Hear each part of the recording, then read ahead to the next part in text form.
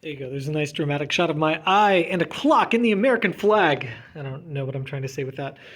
Um, but what we need to talk about is indefinite pronouns. This is a video for Latin too.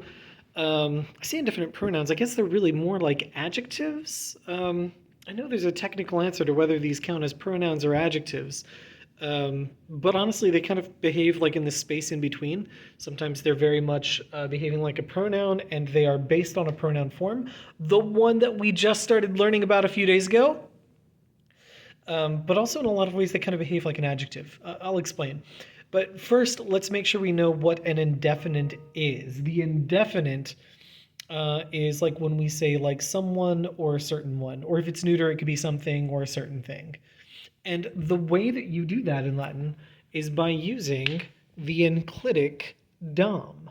Now, I don't know if you guys know the term enclitic. I'll explain the term enclitic. I was about to say in a couple of minutes, but actually, I guess I'll just do it right now. All an enclitic is it's a little particle that attaches to the end of another word. All right, and the way that it plays into the indefinite is that you take your form of qui, qui, and quod, which is to say you take that form that we just learned. Oh, let me get my arm all the way out. That form that we just learned as the relative pronoun, and then you add dom to the end of it, right? So if I get closer here, just so I don't have to stretch my arm out so far, and we look at just the masculine form, right? What you see as you decline is qui, quius, qui, quem, and quo.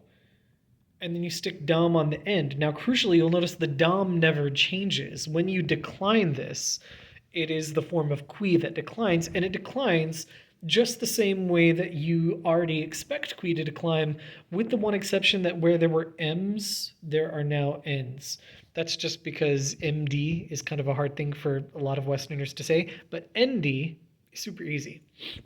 So instead of quem dom, you get quendom, and instead of quorum dom, you get quarendom.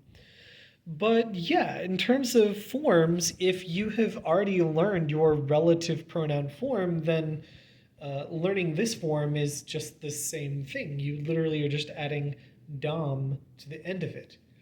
And then what this means then is instead of qui meaning who, it means some man or a certain man.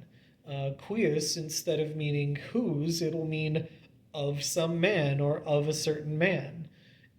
Cui, instead of meaning to or for whom, it will mean to some person or for some person. All right? Now, I don't want to belabor the forms super much. I did write them all down here so you can see them all. If you need to pause and write them down for yourself, you totally can. Or, of course, you can always look these up online as well. But I don't want to belabor the forms themselves super much just because you can pause and you can, write them down, right? Or you can find them online or from your book, right? Because they are all over the place. But what I do want to do is show you a couple of sentences that use this, all right? We have seen in our readings, assuming that you're watching this at about the time I uploaded it, and assuming that you're somebody I know and that you're reading Akiramani too, you have actually seen a couple of these. We've only read one chapter so far, but there were a couple in it. But here I have quidam. Now, quidam is not acting by itself in this sentence. It's masculine, singular, and nominative, and it is agreeing with feles. All right? So it's saying a certain cat, or it's not singular, it's plural. And it's agreeing with plural feles. It's saying certain cats like to bite my feet. That's what it says here. Certain cats like to bite my feet. Or if you want, you could say some cats like to bite my feet. Of course, I'm talking about my cats because they're super cute, lovely, horrible little monsters who, for some reason, like to bite feet. But that's what's going on there. I'm not saying the cats like to bite my feet. I'm not saying all cats like to bite my feet. I'm using this indefinite sense of some cats like to bite my feet. And in here, while I've already admitted that they are my cats, this actual sentence does not tell you which cats it is. This is the kind of thing that you use when you want to say that somebody does a thing, but you don't want to say who does it. Maybe it's because you don't know who does it. Maybe you just don't want to say who does it. But it's the kind of thing where you say some people do this because you're specifying that it's not all of them, but you're not saying which ones it is. All right? It's kind of like the difference between saying a and the, right? Am I reading a book or am I reading the book? The book is a definite thing. A book, that's indefinite, right? I have another example down here.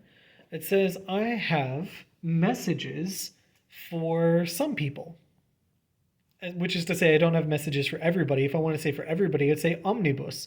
I actually put this in Google Classroom today in the post that I made earlier, where I had announcements, and one of the announcements was omnibus, the other one was quibusdam, because I have announcements or messages for certain of you or for some of you.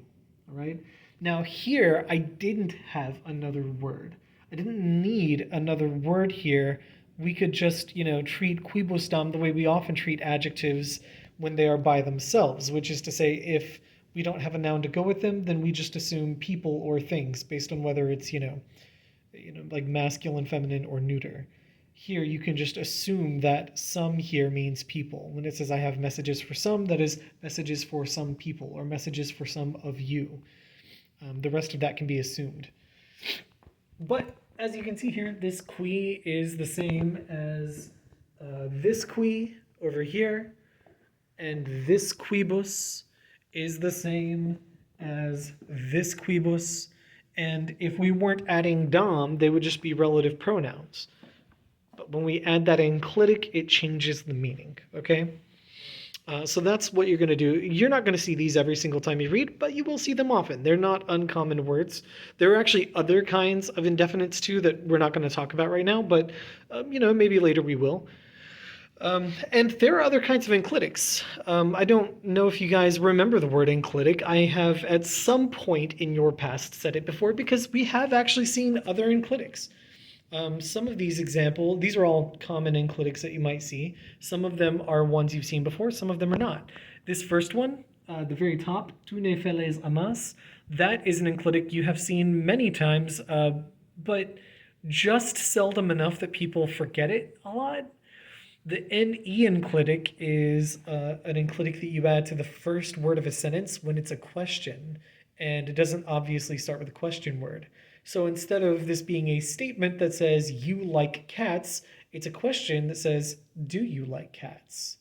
And of course, it's a yes or no question. Because if it were something else, like if it started with a who or a what, you wouldn't need an enclitic. But in Latin, where they didn't have exclamation points or question marks or other forms of punctuation, sometimes it wouldn't be obvious you were asking a question if you didn't have some, audible modifier in there. And that's what this enclitic is. It just says that you're starting in question. There's also one that you guys haven't seen much yet if you're in Latin 2, but Latin 3 and 4 certainly has. And it's the enclitic que. It means and. Now you're probably thinking, wait, doesn't et mean and? It does, but there's also que. There's also atque and ac. Several words that mean and. But the way something like this works is you translate the que, which means and, in front of the word that it's attached to. So this sentence says, I like cats and dogs. And yeah, you haven't seen that much, but you will see it. And similarly, you have the ne here again because it's a question, but there's a way on the end of canem. That's like the que on the end of canem in the sentence before, except here it means or instead of and. So that says, do you want a cat or a dog? And then down here I used another que, but I put this example down here specifically for the dem, because kind of like dom, it's a nice little enclitic that attaches to what looks like a pronoun, but it makes it mean something different. Dem is definitely one that we saw several times in Latin 1, and it means the same. So this says, my cat and dog sleep on the same bed. All right? And that dem, if you hadn't guessed, will just attach to what basically looks the same as is ea id. This really and truly is just is ea id with dem attached. I know there are a couple little exceptions. Again, m's turn into n, and there's no s in estem. But otherwise, this really is just is ea id with dem attached, but now instead of meaning he, she, and it now means the same. Oh, and I'm sorry the neuter one is really tiny, but I ran out of board space and I didn't want to write it on some other piece of furniture, so There's your close-up of the neuter if you need it. All right, so that's what indefinites are, and also kind of a, slightly larger picture of how it fits into the way enclitics are used and what other enclitics are. And yeah, I'll see you guys in class tomorrow. And we'll read chapter 29. Unless you're watching this after we read chapter 29. And then remember when we read chapter 29? Anyway, bye guys.